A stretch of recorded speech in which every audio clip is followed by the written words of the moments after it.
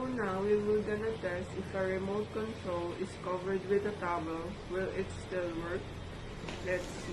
Towel may or may not be able to absorb a lot of infrared light. The infrared color of your towel depends on the material that it's made of.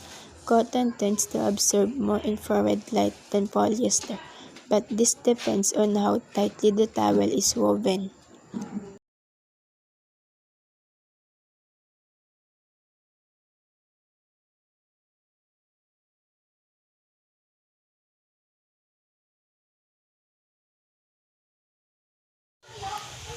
The surface of aluminum has the ability not to absorb but reflect 95% of the infrared rays which strike it.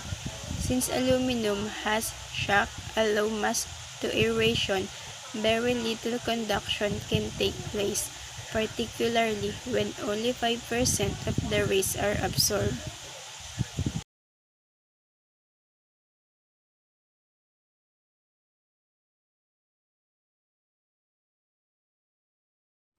Paper functioning. The paper will scatter the infrared, but the air will still pass through the paper, so the range over which the remote control works might decrease.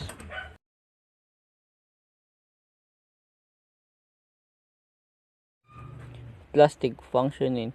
Far infrared light is not detected by digital cameras and it will not pass through clear plastic or water.